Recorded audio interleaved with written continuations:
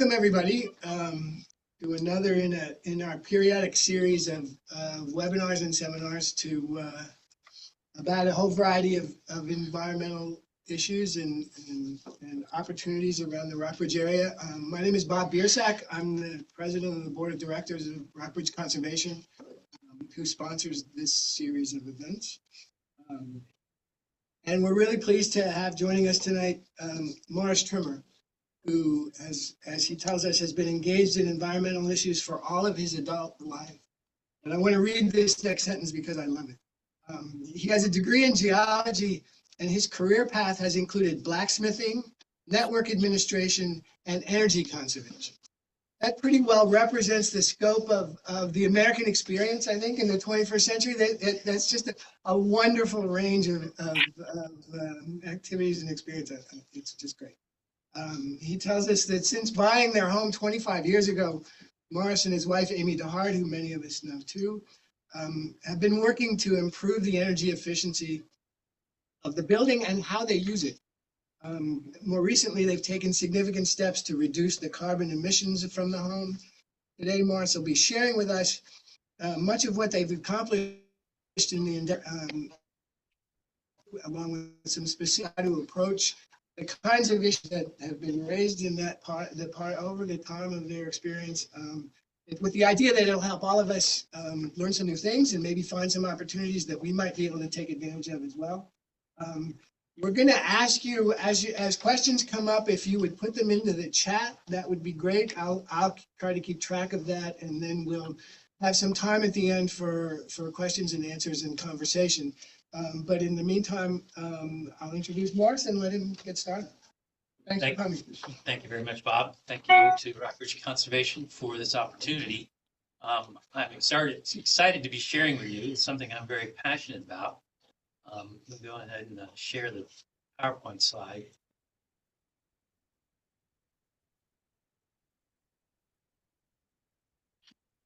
I'm calling it Decarbonizing Our Home. Hang on, let me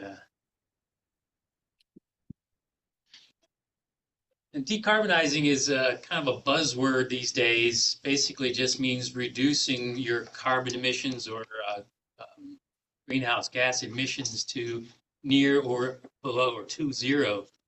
So we went about decarbonizing our home, and this is about how we transition away from fossil fuel at our home and on the road, and how you can too, I'm hoping.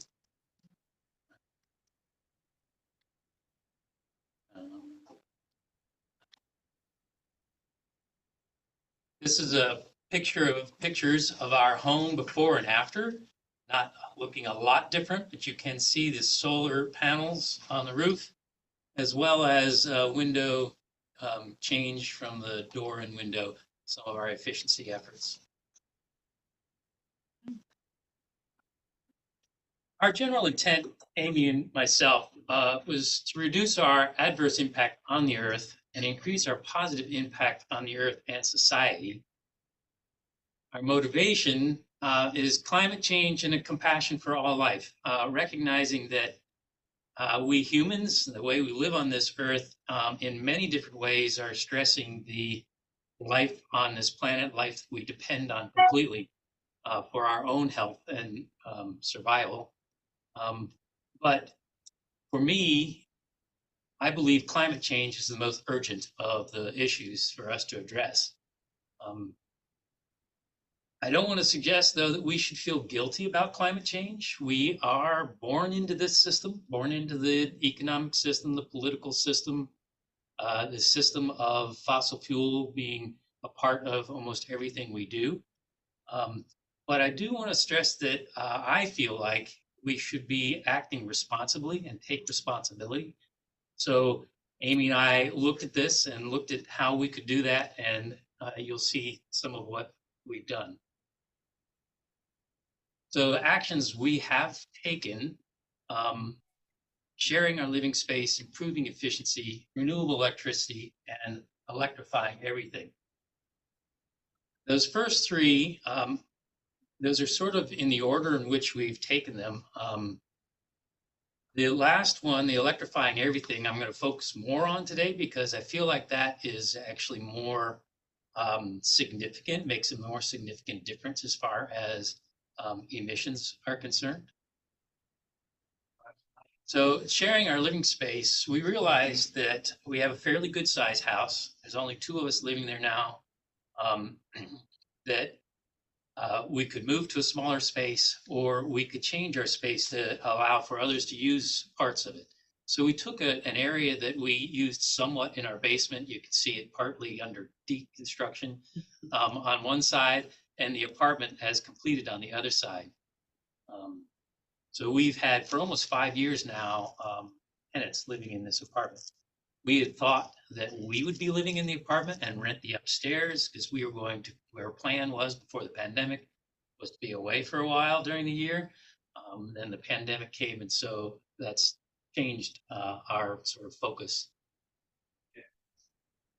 Efficiency and waste reduction, just a couple of examples of this. We did switch out most of our windows in the house. You can see it's the upper right picture and the lower right picture are the same view, basically, out our living room. A significant difference in comfort in both because of the weatherization of it, but also in the view. We also have dedicated ourselves to using the laundry line rather than a clothes dryer as much as possible, and things like that.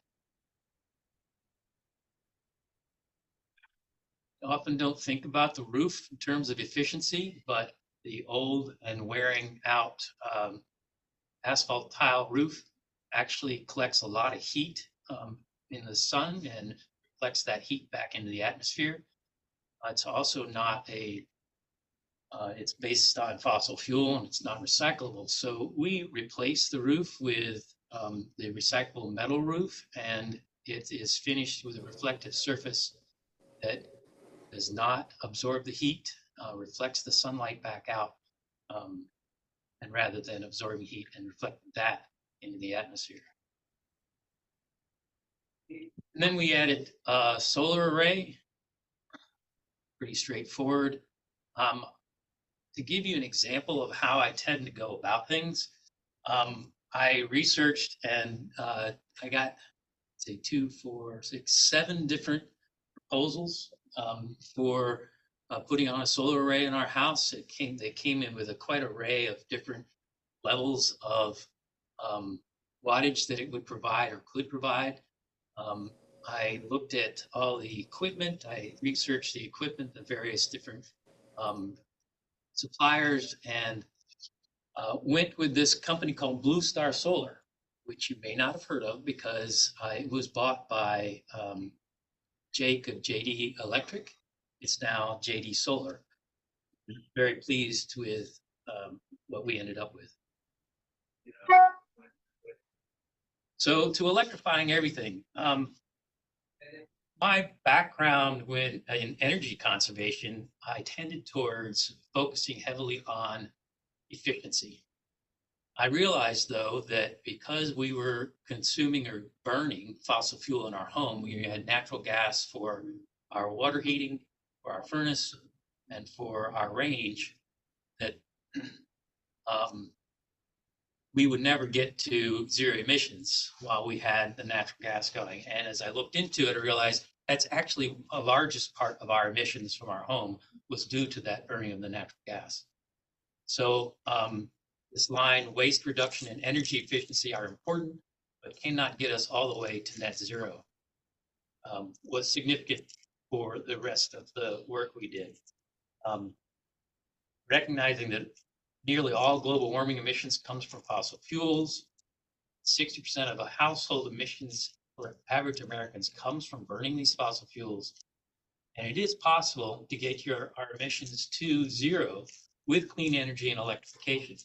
Now, it's important to note that even just by electrifying our home, we did not even put in renewables. It would greatly reduce our emissions, even if we were using Dominion's power off the grid. So you don't have to go with renewables to if you're burning fossil fuels such as natural gas, propane, heating oil, things like that, or anything in your home, electrification of those can make a difference. So we focused on water heater, cook range, furnace, car, and yard tools. Not going to really focus on the yard tools. They're pretty minimal, but you can see here this graph about from the Union of Concerned Scientists, where 60% of household emissions from electricity consumption, transportation, and heat. Stuff you buy, 26%, still significant. I won't be getting into that either.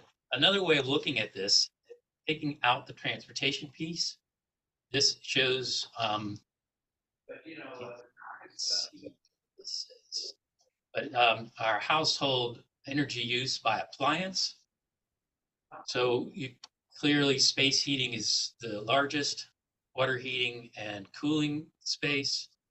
If you have things like a pool heater, a spa, or even a electric backup generator that is generating electricity off of fossil fuel, you may want to consider addressing those. But we worked on the water heating, space heating, and cooking. Now you can see the cooking is only 1.3%, but I'll explain why it was important for us to do it anyway. To undertake these efforts, I have experience with construction and plumbing and electrical wiring, but I figured it's best to get fully up to date and skilled in electrical wiring to undertake these things. So I went to Mountain Gateway Community College, got a certification in electrical wiring. You can see this is a sub panel that I put in and wired for the apartment. One of the first things we did in this electrification process was switch out our water heater. I was looking at putting in on-demand water heaters, but on-demand tankless water heaters that are electric draw a lot of power all at once when you first turn on the power. And I was concerned about that for our, if I was gonna, since we have the apartment, we have the bathrooms and the kitchen at another end of the house, how many of those heaters I would be putting in and what kind of draw they might cause. So I discovered in this process that heat pump water heaters, many of you may have heard of these, some of you may not. And it is really pretty much just a standard water heater in the lower section, and the upper section is like a little refrigerator unit.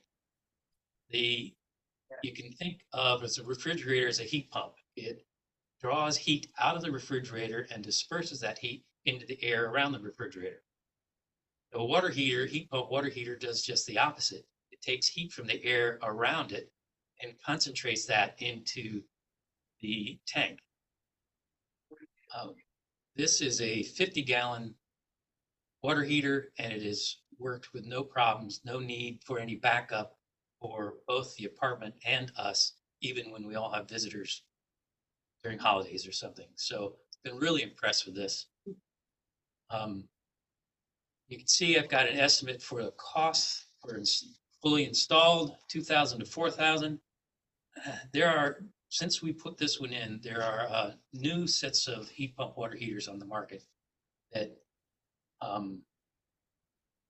use only 110. I had to put in for this a full 220, 40 amp circuit.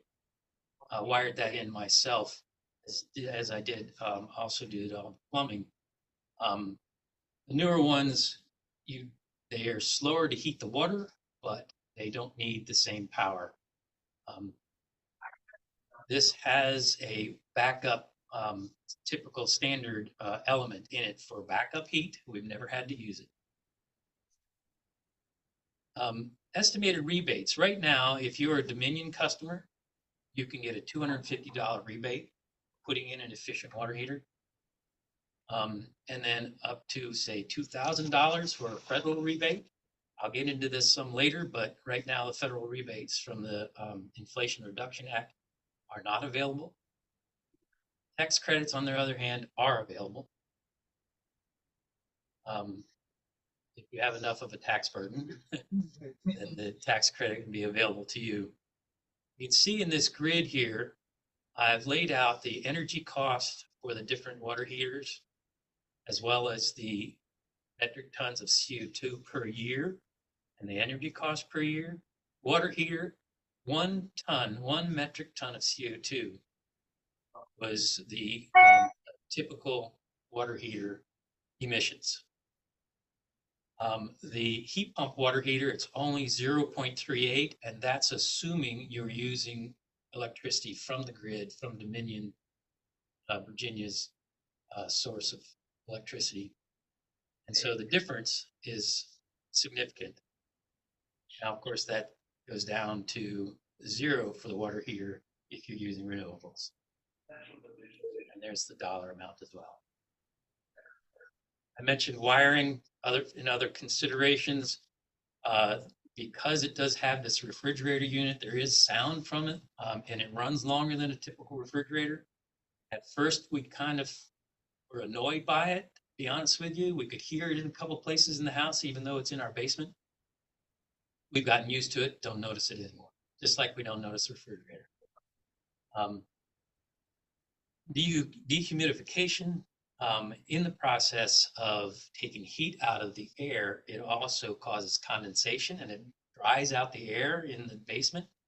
We used to run 2 dehumidifiers in the basement that use more electricity than this water heater does. So we're actually saving electricity and dehumidifying our basement better than it ever was dehumidified before. Very pleased with that. With a gas water heater, you have to vent it, at least the one we had. Some of the newer ones are minimal venting. But when you vent something that's taking air out of the house and sending it outside, that means that air has to be replaced. Outside air comes in from somewhere into the house. That's unconditioned outside air. So you have to condition that. It's another use of energy. And then air quality. If you're combusting fossil fuels in your house, some of the emissions from that are going to get into the air of the house.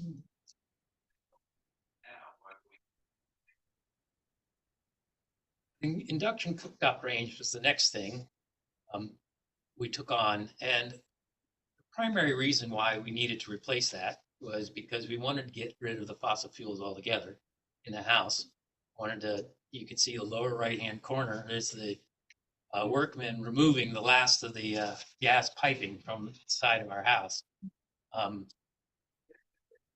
We chose an induction cooktop. We were used to gas. We were really pleased with being able to use gas as a cooktop. The induction has worked out really well. We've been very pleased with that. Actually quite amazed with how clean and easy and straightforward it is for adjusting and all. And then it's a convection oven. So estimated range, the cooktop, the range that we put in is a pretty basic standard unit. We bought it at Lowe's. It was highly rated, but not high end by any means. So you can buy them for $1,250 installed. That includes adding an additional electrical circuit, which I put in myself, since the original range had an electrical plug, but it was not of sufficient power to run this range. Again, there are federal tax rebates coming available. They're not available yet. And then tax credit of 30%. Yeah. Again, not a significant savings when it comes to energy costs or terribly significant when it comes to emissions. But as I mentioned, under other considerations, we wanted to get rid of gas altogether from the home. The cooking experience is great. Air quality. You may have seen recently reports of how significant air quality issues are with gas cooking. Unlike the furnace and the water heater, that have the venting right there at the combustion, the cooktop and the range, a lot of the emissions get into the house, and which is not healthy.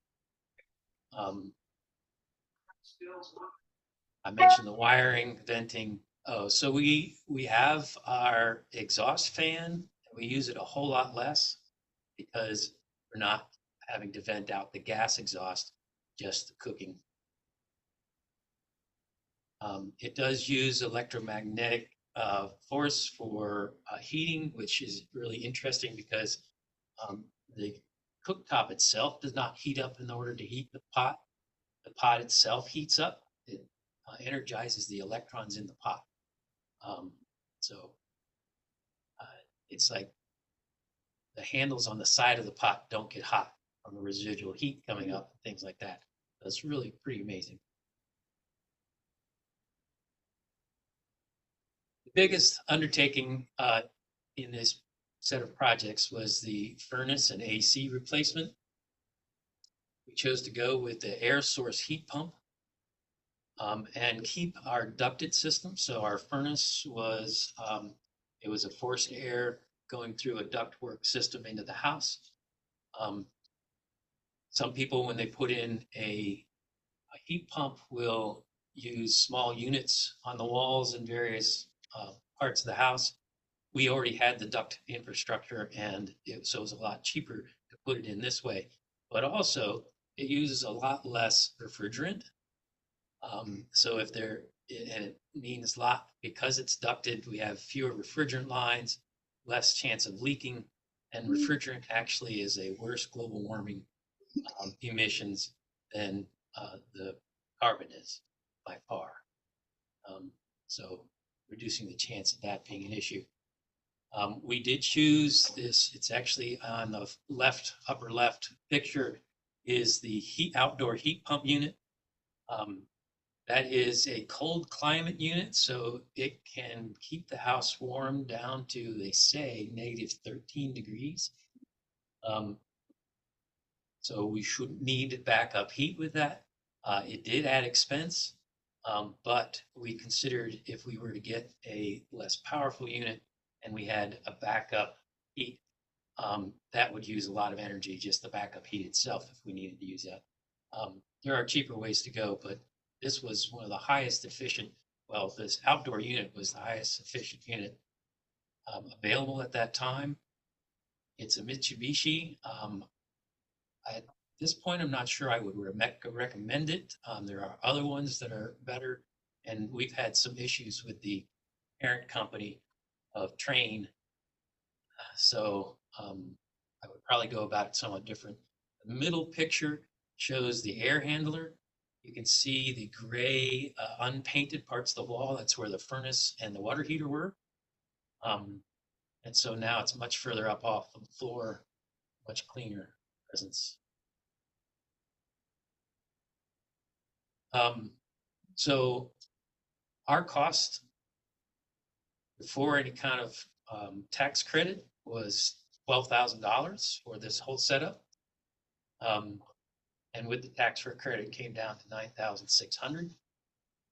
If you're looking at just the dollars related to that, it's quite expensive, and it does take 12 or so years for return on investment, based on the savings of $742 a year. But that wasn't our purpose. Our purpose was to reduce emissions. The coming federal tax credits or tax rebates up to $8,000, depending on your income level, and then the tax credit of 30%. Our tax credit at the time we put this in was only at 20%. Other considerations, we've been really impressed with how much more comfortable it is, even though it's using the same duct system as a low speed, variable speed fan that puts a more constant flow of air into the house. So it keeps the house more consistently the same temperature without blasting the house with hot air and then dropping back. But also because of that, it's doesn't dry out the air in the house quite as much either. I mentioned the ventilation issue. Sound, we used to be able to hear the old furnace. We would hear the blast of the air coming in the house. Now we don't hear it at all. And it's with the controls that we've actually had some issues. Controls being the programmable thermostat and things like that. So you can see in this grid that there's really significant savings in dollars, but even more important is the savings in the carbon emissions. So it's an annual offset of 4.8 metric tons of CO2. With that's assuming that you're still drawing the electricity from the grid and not from renewables. So I'm going to touch on the car. Most of our intent and effort was in the home with removing the emissions from the home, the natural gas combustion from the home.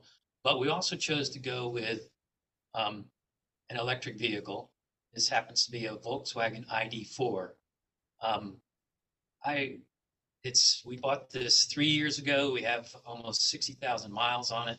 We've driven it to visit family in Florida many times, visited Maine and back, been to California and back. And the picture on the upper right is Amy and the car at about 280 feet below sea level in Death Valley, California. The lower picture is the car and the additional solar panels we installed in order to cover the charging of the car. Solar and everything. We've been extremely pleased with this car and traveling with it. Electric cars, electric vehicles in general will be quiet and smooth. We've been particularly impressed with this car. It has plenty of power, get up and go. Maintenance has been incredibly minimal. We've changed out a few air filters. Yeah. And then Charging, people talk about charging being an issue, the charging infrastructure. We have stuck with one, almost exclusively with one that's an charging network across the country. Went along the interstates, no problem. We have good range. And with our solar, we're charging the car at home off of renewables. So that's. One reason why we went with this car, cars are very personal. And so why one chooses a car one way or another, but our logic was this was a car we felt like could be used for almost anything we needed to use. So for traveling and camping, for transporting some lumber. So it's larger than we might have gotten otherwise, for transporting around town. But also, and more significantly for me, was that the practices that Volkswagen has put into place in building the cars and the purchasing of the materials for building the cars. They have really, their manufacturing facilities all are based on renewable, or they are electric vehicles, and they worked hard to get all their supplies for manufacturing cars from sources that use renewable power. So kind of across the board, not just the efficiency of the car, but the manner in which it is constructed and the company it comes from. So again, excluding the car, this is our home emissions before and after. So the first top line is the average home in the United States. It's 7.3 metric tons of CO2 equivalent per year of emissions.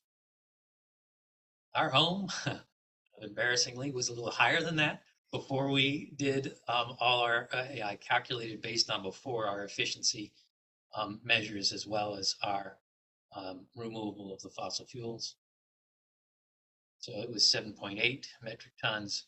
And then 4.6, we went down to 4.6 metric tons, assuming we didn't have renewables. This is if we were getting all the electricity from the grid. So even though we could have gone with non-renewable without doing renewables and reduced significantly our carbon emissions, we did, as you've seen, put on the solar, and it is significant enough to produce enough for 100% of our electricity use at our home.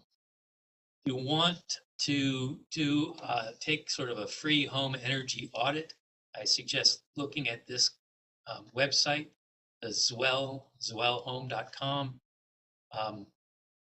It gets into some details that you may not have at your fingertips. If you have any questions or issues, you're welcome to get in touch with me, and I'm willing to go through that with you. So I mentioned the rebates and the tax credits. We go into that in a little bit more detail. The Inflation Reduction Act has built into it a lot of funds to help us, to help manufacturers change out and update things so that we reduce our emissions. It's by reading, if you were to go and read, which I've tried to do, the whole Inflation Reduction Act document, it gets really convoluted. So this organization called Rewiring America has done an excellent job of producing a website where you can go in and put in information about your income, where you live, things like that, and it will show you what you're eligible for. So I put up this example of heat pump conditioner / heater, and it does say low-income households get 100% rebate on heat pumps up to $8,000. So if we were a low-income household, we would have gotten our most of the expense of our heat pump furnace replacement paid for through this rebate. Again, though, note that that's not available yet.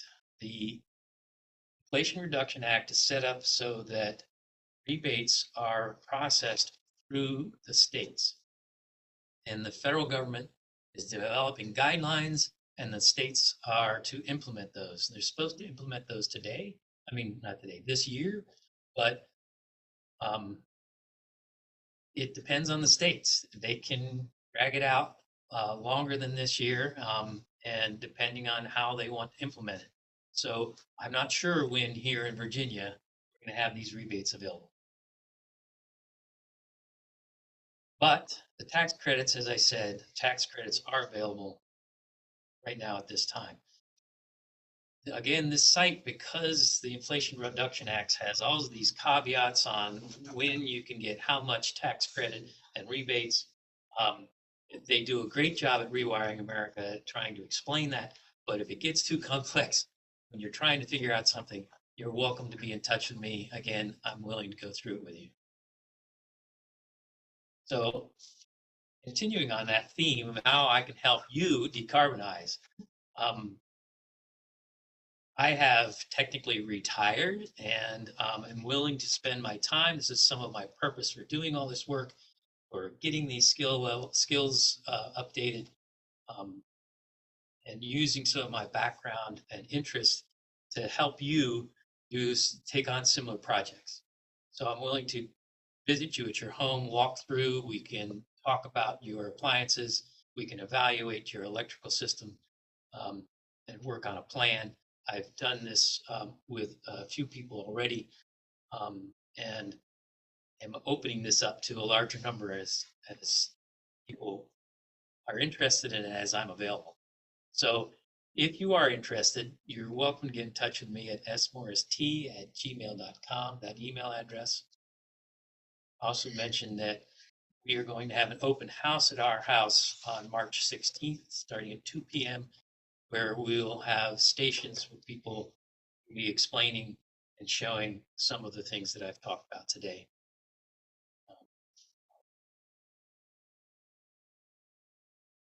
Questions, comments? Please, your feedback is welcome. There's one in particular that came my way. Does the heat pump water heater cool its surroundings? It does cool its surroundings. It actually is able to work. It's in our basement. Our basement is not heated. It's able to work at pretty cold temperatures. So in the wintertime, it's pretty cold in the basement, but not significantly colder than it is being an unconditioned space in the first place. And then in the summertime, it's nice and cool in there. So yeah, it does cool the space. You did a fair amount of work to the house before you started this infrastructure. The windows and you have a sense for how much difference that made in terms of the efficiency before? I think that made a few percentage difference, mostly in our electricity use, not so much. I mean, I guess also in our gas for heating and air conditioning. Part of the issue was the age of the house. It's from built and finished building in 1960. So walls are not insulated. We did probably the most significant thing pretty much right after we bought it was added insulation in the attic. Significant amount of insulation in the attic. We also were dealing with any kind of leakages and adding storm doors and things like that. But I really think that that was mostly in the small percentage, single digit percentages, especially compared to switching out these units. What sort of windows did you end up getting and why? Yeah, so there's a lot of options. And there's things like you can have double pane, triple pane. You can have different kinds of gases in between the panes. You can have different kinds of coatings on the outside and the inside, depending on whether you want to reduce the heat or reduce the cooling coming in the outside, the heating from the outside. So we actually did, some of our windows are different in one part of the house than another because one set of windows we replaced are actually facing into mostly south. So we wanted to reduce the added heat in the house during the summertime. And then, but another part of the house, we wanted to have it different. So we ended up with double pane, argon filled. We baited on, there's other gases you can have filled. And then a coating, which I can't remember which one it is on which place, but yeah, you saw the really large window in the living room. This was going to be a really big, expensive window, but it turned out there was a standard size that was just a few inches larger than our hole. So we just made the space even larger and put in a much less expensive, but higher end, efficient window. Morris, it's Brian. Hi, Brian. How are you? Very interesting. Thank you. Your solar array. What's the total square footage of it, and what was the cost of installation of that again? Um, the initial array was 34 panels and so I'm not sure exactly of the square footage, but that gives you a sense of it. And then it cost $23,000. Okay, and that takes care of HVAC, water heater, stove, and is that inclusive of the panel that charges the car? Now, we added an additional 10 Okay. for the car. We thought we only needed about 6, but we Mhm. figured we put in 10. We knew because the apartment right now is heated with a just basic resistance heat. We hope to Mhm. update that. But so we were concerned that with all the transition to electricity, the 34 plus 6 with charging the car was not going to be enough. It turned out that we are charging our car more often at home than we had anticipated. So with that combination, it works well for the whole house. Do I you should know also if, mention, I'm sorry. I was going to mention, I forgot to mention that one of the ways we're sharing the house is that Amy is now a massage therapist, and her studio is in one of the former bedrooms of our house. That requires extra heat. She heats up the room warmer than we normally keep the house. She also has a heated blanket for it. And then she has to wash those sheets and dry the sheets after every use. So that has increased our electricity use as well. But it also means we're sharing and the house is now even greater multi-use. It does Dominion Energy of Virginia law or anything have any provision for sellback to the grid? Sadly, no.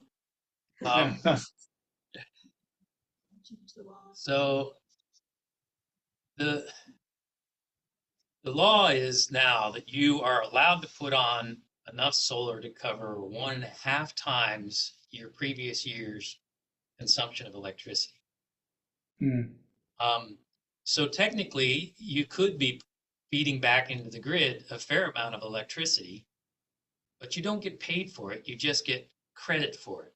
So if eventually you use enough electricity to get back to even, then you're great. But otherwise, you're just being a good Samaritan and feeding And renewables. that is not, bark is different. We have bark. Does Bart pay you? Yeah, Bark has, if Yes, you have a Bark- surplus over a 12-month Yes, period, then they right. will pay After, you their avoided cost. That means the wholesale price, not the retail price. So when you consume Right. it, you save the retail price. But if you are selling it to them after a year, then they're giving you like a 6 cents instead of 11 cents. right. But we do get a check once a year for our excess power. That On the goes other into the- hand, Bark charges $35 a month for the hookup, whereas Dominion charges $8. You know, So I look at that as that's the alternative to a battery for an annual cycle. absolutely. And so, I mean, and I go up in my 10 kW system, I'll go up a megawatt in the fall. And to have a battery that size, I'm sure would be more than the capital cost, that $30 a month. So, Yeah, batteries, I'm not at all ready to put all money into a battery at this point. I'm happy to use the grid for now as my backup. I am looking at and may indeed go ahead in this direction this year, putting in a car charger that can feed electricity from my car into the house so that the car becomes my backup battery. yeah, I do that. I do that, Morris. It works real Yeah, well. I know you do, Eli. That's great.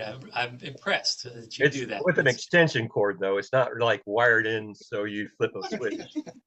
Yeah, so I have that ability now too. I can run an extension cord to keep the refrigerator going off the car. Hmm. But this would be more system-wide backup kind of thing with the potential. I mean, so the car has a large enough battery in it to keep the whole house running for at least 3 days compared to what you would buy, which is usually for quite a lot of money, one that keeps you going for like half a day. So Yeah.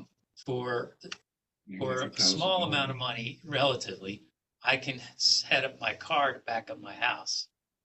Now, in some emergencies, I don't want to drain the car because I may want to escape or something like that. But it's, for the rare outage that we have now, and I anticipate over time that might get worse, I'm willing to use the car for backup. I think there's a bargain to be on old EVs where the battery is like 70 or 80% of what it originally was. So making it not as desirable for a car, you could get a used car and use it as your backup system. It'd be bigger than Absolutely. the Tesla wall. Yep, that's part of the plan too. Absolutely. It's definitely something people should be looking into. But I want to ask about the rebates. Are those only for switching out existing equipment? Is it available for new construction for the high efficiency heat pumps? Is that just a switching out?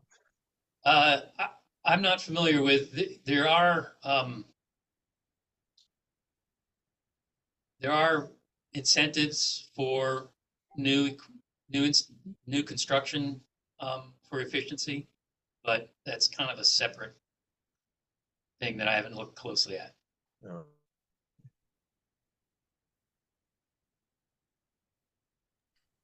Morris, Morris. on the induction stoves, did you have to get a complete set of new pans, etc.? I've heard varying things about what you can use and can't use. We chose to buy a pretty basic set. We already had several pots and pans that worked fine with it. And what were they like? I mean, what made them all right to use?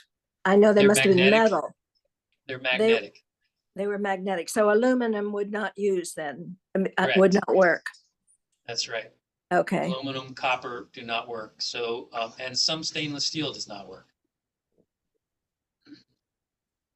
And one of the things, if you buy something that is made for this kind of cooktop, it actually can be more efficient. But it just works better with the stove. But we have a pressure cooker that we've used for many years that we use now on this, and it works great. And it's stainless steel with aluminum inside, and that works fine. Interesting. Thanks. Morris, it's Annette Green. Do you know anything about the plans for Tesla charging stations to become universal? Not enough. Soon enough. Yeah, so the high-speed Tesla charging stations, as you mentioned, are exclusive to Teslas for now. They have experimented in upstate New York with some of their charging stations where they actually changed out some of the hardware so that other people can connect to it, other cars. Some like Ford and GE have indicated that they might start producing their cars in the 2025, 26 versions with a Tesla style connection in their car. So it might be possible in the next 10 years, all charging stations will be the Tesla style connection, which is going to put us in the United States that way, but in Europe differently. So, there's still things like that still need to be ironed out. But I'm convinced that soon, probably in the next year, I'll be able to charge from the high-speed Tesla stations. I'll probably need to buy a $150 adapter. But they keep saying they're going to be opening those up. I expect it will happen, but I don't know how soon. So one thing I've heard about the electric batteries on the cars is that the slow charge is less wear on the battery. And that's why I never put one of those chargers in on my house, because I come home, go to sleep, and it's charged the next day. And the battery will last longer. The higher, if you use a high charger a lot, the battery won't last as long.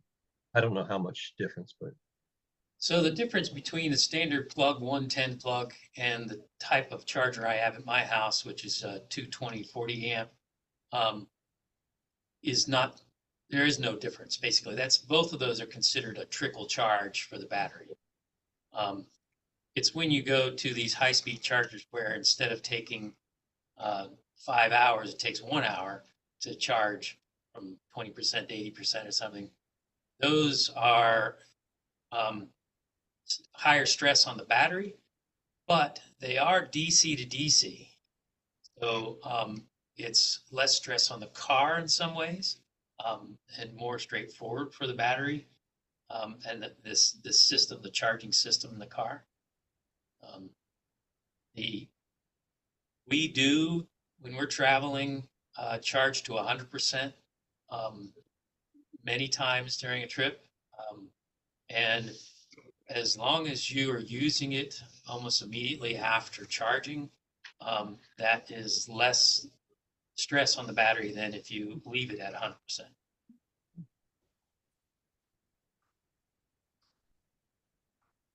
so you're finding charging stations where you need them going down the road.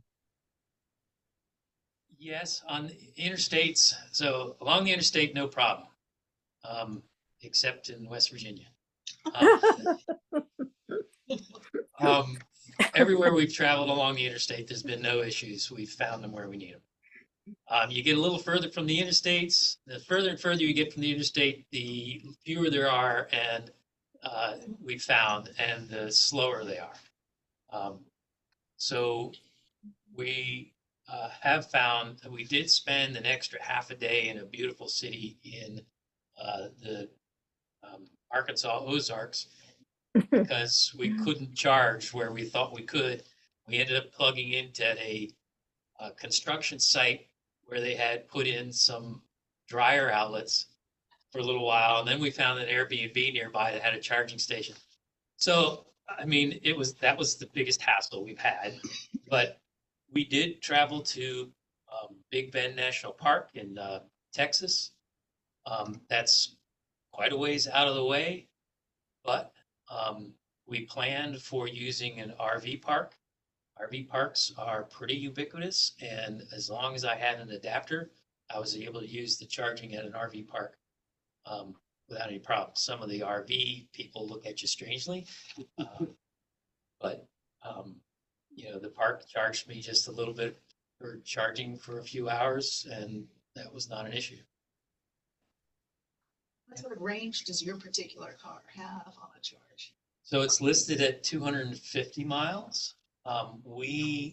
In order to be safe, we go about 200 miles between charging when we're traveling. We get a lot better than that when we're traveling around in the town and all. It's much more efficient for short distances, except when it's really cold. So every 200 miles we spend about an hour charging someplace, hanging out, stretching our legs. We've gotten used to that. Some people are in a rush no matter what. The speed limit used to be 55 miles an hour too. So it's just what you're used to. Yeah. I've found with charging, you can go to car dealerships quite often in a city, even a smaller city. If you look it up online, you'll find in car dealerships, they have a charging station. Yep. And it's quite often a faster one too. Yeah. Some of them don't mind having somebody show up, if it's a Nissan charging or Nissan dealer and I'm a Volkswagen. Sometimes they this is really for Nissans and stuff, but most of them are pretty good with that. Yeah, the people I've run across have been quite hospitable. And of course, there's a charge for it too, because it's hooked in with one of the charge networks. But they're fine with it. Yeah, Volkswagen, since I'm a Volkswagen owner and I can go to the Volkswagen dealers and charge for no charge.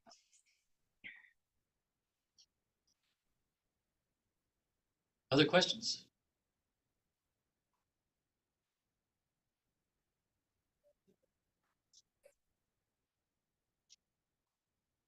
So I look forward to hearing from each of you for with your questions and Hey, Morris, excitement about projects you have ahead.